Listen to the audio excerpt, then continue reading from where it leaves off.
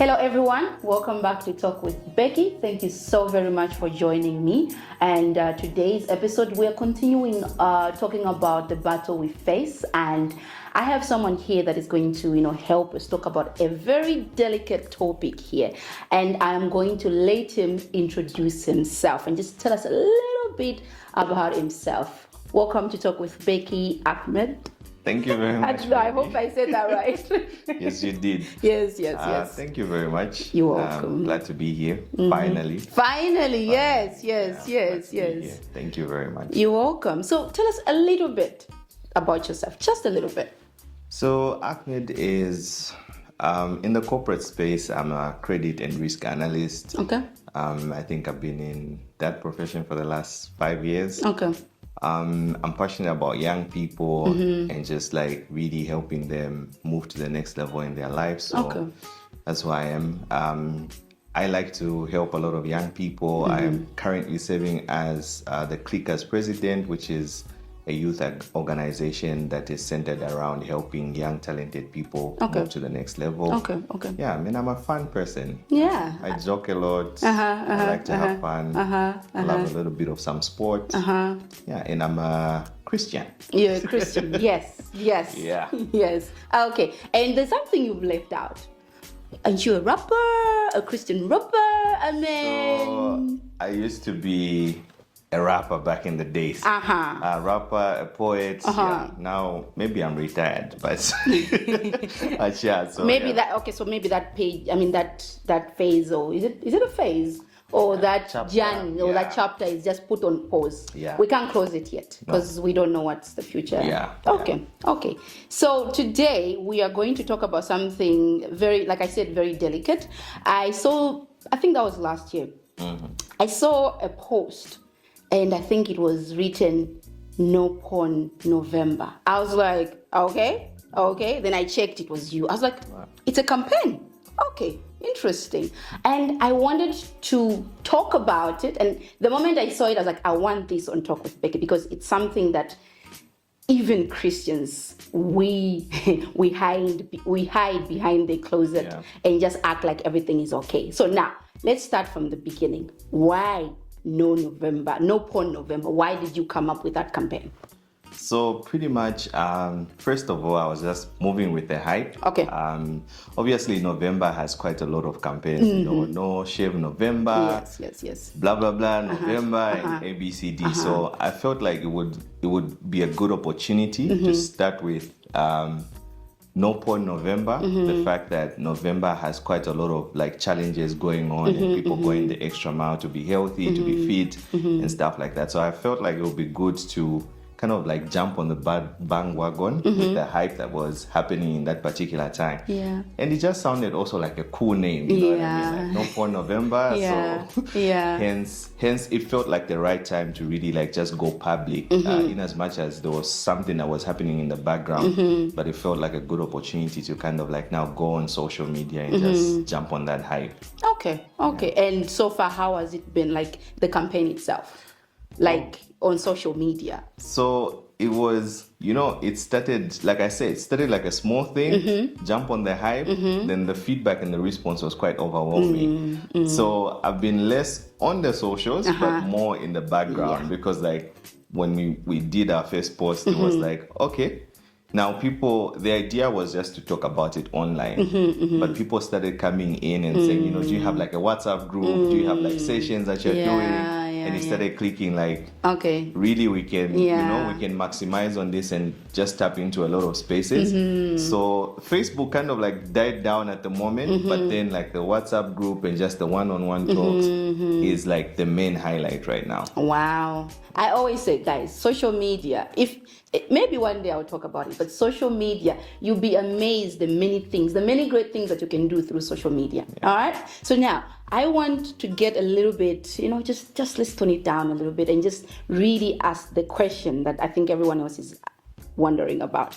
When you thought of No Porn November, was there, like you mentioned, yes, it was like social media, but was it something that maybe you've dealt with or you've hate someone dealing with it? And how was that experience altogether? So Pretty much it comes from a place of like talking to a couple of people that have been struggling with porn addiction, and also just the fact that, you know, churches rarely talk about it, schools rarely talk about it, and it's more of like, you know, the monster that no one wants to talk about. Yeah. So it's like there are bits and bits about it, but there's really, you can't really see the bigger cake around it. So it's just everyone is just talking about the slice, you know, mentioning it there, here and there, and stuff like that. So really the passion is like looking at people who've struggled with it, having that conversation with them, seeing what they've been through, and also just looking at certain platforms that are out there to help people that don't really address the issue. You know what I mean? Like people will easily say they are okay, but then they're struggling with porn addiction in the background. And also just understanding that it's a topic that, you know, topics to do with sex are rarely spoken about. So obviously there would be a lot of people that are struggling in that space, but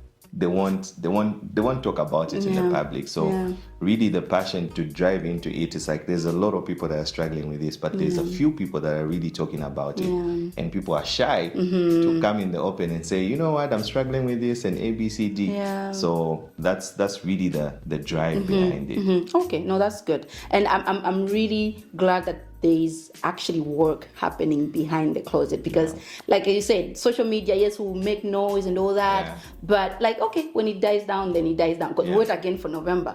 But knowing that there are people who, you know, that need help, you know, that's the point, like reaching out to people and now being practical about helping them. Can I ask, how many of these people that you've been talking to in the background that are actually Christians? Oh, quite a lot.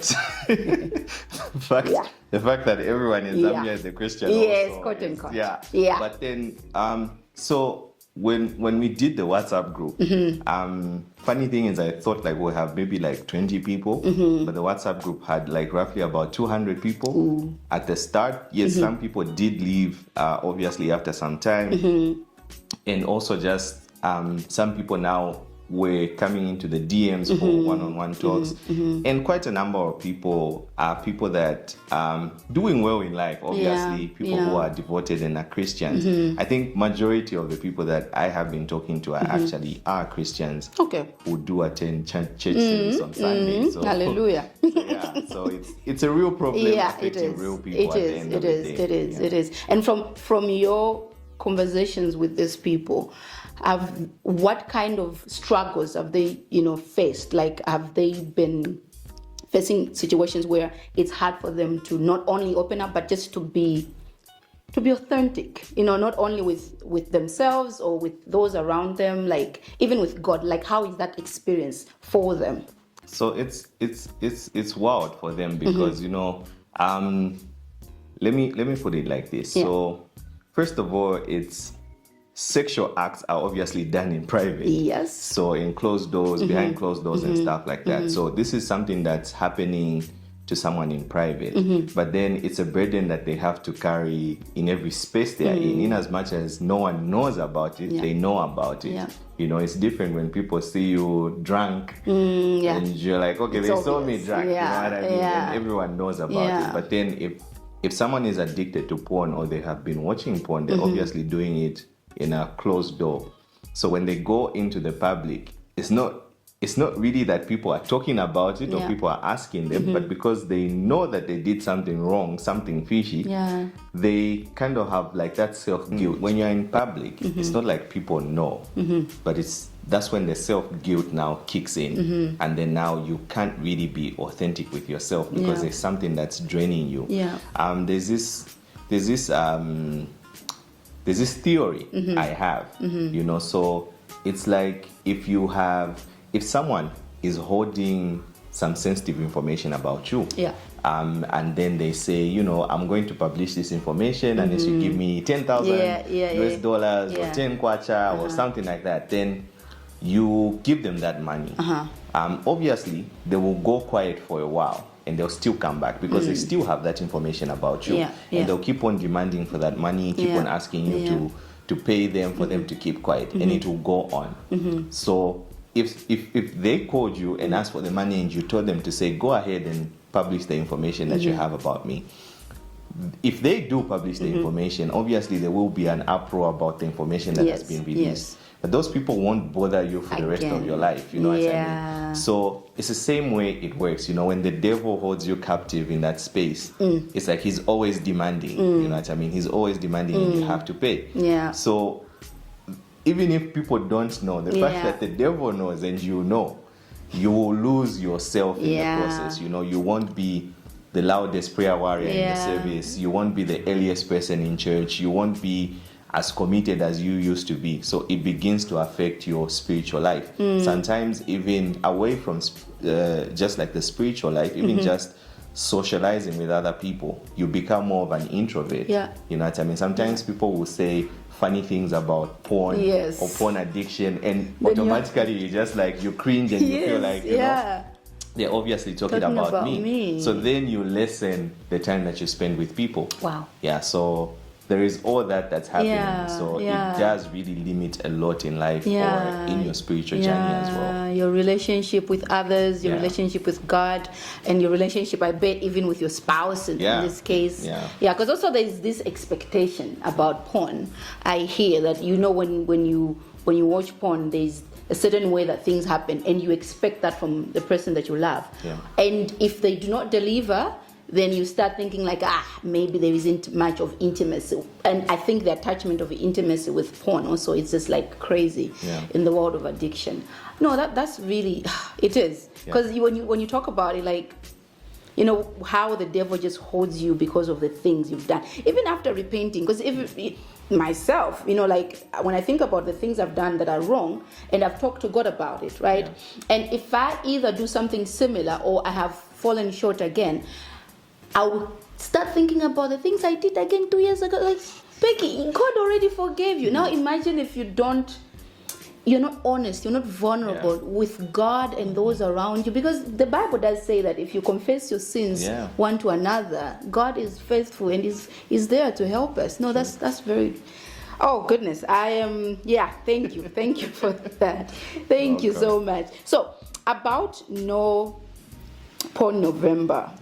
Do you have like a bigger picture, or do you just want to keep it intimate? Because I know that sometimes we want to, you know, we want people to know, we want this to know and whatnot. But do you, what is your goal, like a practical goal for it? So I have been talking to people in the background. The idea is to go big, obviously reach out to more people, but then the idea also just being information, hence me saying, you know, we're off the socials, but more of the background work happening. So the idea is really to grow big, to reach out to more people out there, and just find a way to still be that place where people can rush to. Immediately they realize that they're stuck in that problem, they're struggling with that issue, and they have a place to go. So that's the work behind. The goal is to make it bigger, to make it better, and also just find a better way to kind of like help people go through the process of change. Because I think the one-on-ones have been a bit easier, but also just looking at the group work. How do we help people in a group? How do we maybe work around doing a conference? How do we work around like setting some, you know, some guidelines for people to follow on a day-to-day as a group, you know, accountability and stuff like that. So really we are thinking big. We are thinking of doing better than we did last year. Look out for us this November. We'll be back with the bang. So no, that's good. I'm glad that you are thinking about, you know, ways that you can reach out to more people. Because the goal is not really for it to be, okay, I'm not gonna say, but there's this conference that happens every year. I think, yes, we can go big, but that's not really the goal.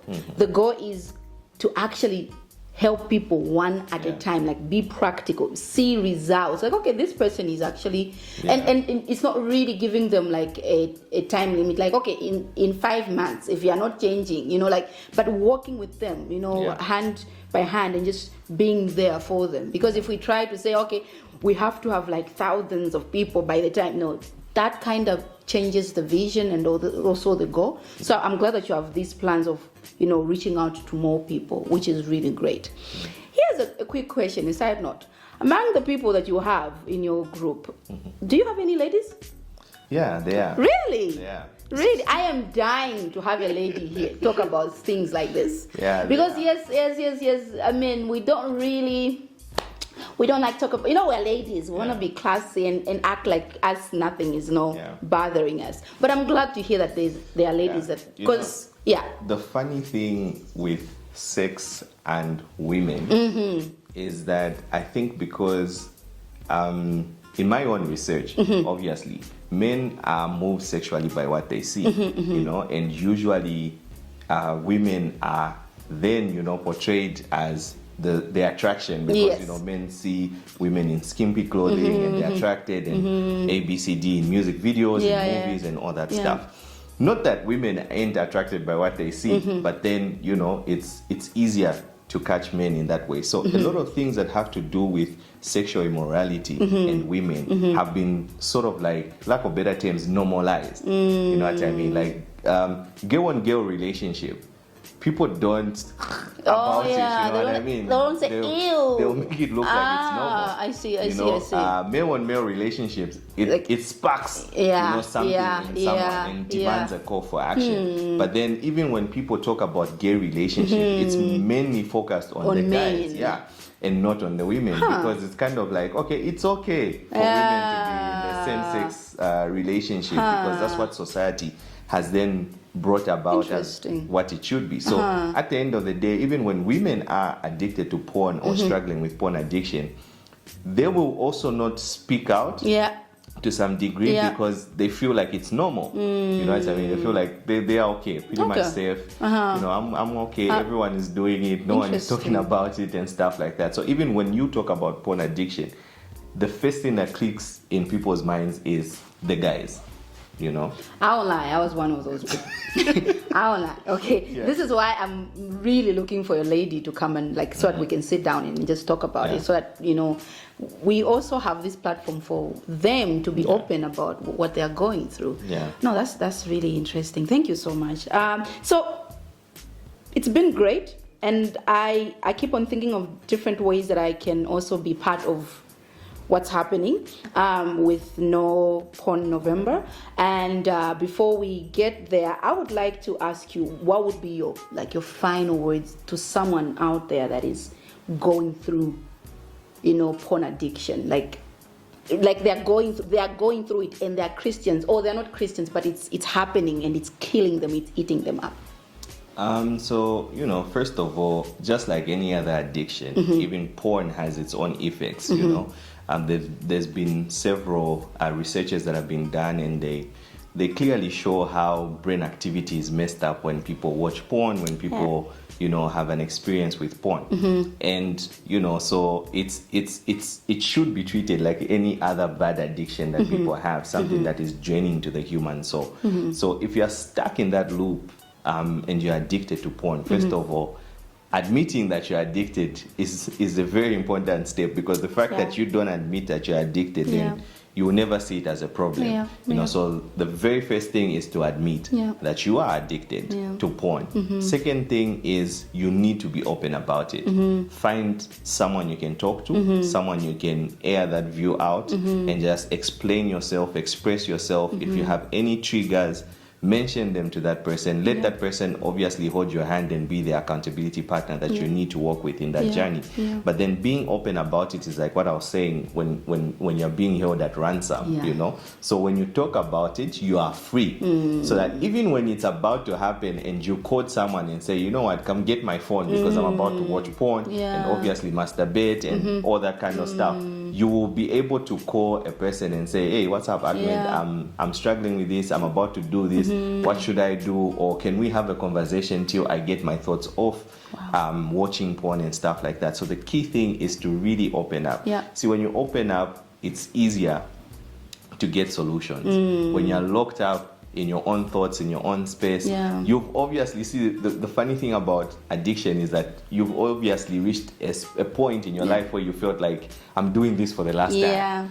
But guess what? You're still doing it for the last time. Yeah. So Yeah. when you have someone to walk with you, someone to hold you accountable for the decision you've made today, it's a bit easier because you're accountable to someone, and there's someone to check on you. Say, oh, what's going on? What's happening? How are your traits like? What have you done to improve? So if you are stuck in that place, first step to healing is accept that you're addicted. Secondly, talk to someone and let them be your accountability partner. I think from there, everything just opens up and it just works out. And porn is like a movie. You know what I mean? What you see is not what it is. Yeah. The people behind movies will obviously look around how a human being works. Horror movies will have creepy sounds that frighten you because they understand the magic around it. And porn has the same gymnastics. They will look at things that will trigger you, things that will attract you. But when you're with your partner, it might not be what you see because that's fiction. That's people acting, people trying to get to you, people trying to get attention. And the moment you don't get that, you won't get satisfied in your intimacy with your partner. You feel like there's something missing. But what's missing has just been created in your mind by other people who were acting. So, you don't really want to find yourself in that space. You don't want to be stuck in that loophole because you will lose out on a lot when it comes to just your intimacy with your partner because there are people who are married and they're struggling with porn. Yeah. So, get yourself out of that space by talking about it and just opening up. Wow. Thank you so much. Welcome, baby. Oh my goodness. Thank you. You've talked about a lot of things. Guys, you see, this is why we say talk with Becky. Come, we talk here. Yeah. Because what he says is the first thing is admit, accept, and talk to someone. So come, we talk here. Let's sort out things, okay? Let's sort out things. So now, here's the last thing. If someone wants to reach to you, if your number is public, if it's not public, it's fine. I can always ask those that wants to talk to you, they can DM me, then I can share your number. But if you feel like you can share your number or there's a way that people can reach out to you that are going through certain things, let me know and then you can share your number. Okay. So the best thing they can do is follow me on Facebook. Okay. Ahmed Harawa is my name. ARKMED HARWA. Yes. So if they can just text me on WhatsApp, on Facebook, and then I can talk to them and we can see how best we can have communication going on after that. Wow. I should get a number. Yeah. That's strictly just for that. No for November. Yes. Yeah. No, yes. Yeah. Wow. Thank you so much for joining me. It was wonderful. I can't really emphasize how wonderful it was. And really inspiring. I hope that there's someone out there that has been inspired, that has been challenged to actually, let go. Because just thinking about the fact that, there's something holding you, I don't know how you can progress. Even just a relationship, like you said, relationship with your friends and family, your spouse, and even God. Sometimes even at work. Because you're supposed to hand in a project, you are busy, searching and deleting history. Let's not do that. Okay, so let's talk about these things and let's find a way that we can help each other. Thank you so very much for joining me and Mr. Ahmed. Yeah. Yes. Thanks for having me. I'm getting better. Thanks for having me. Had a great time. Yeah, thank you. I'll call you again. Thank you. I'll call you again. All right, guys. Thank you so much for joining me on Talk with Becky. Until next time, please remember to subscribe to my YouTube channel. Follow me on all my other social media platforms. Until next time, bye.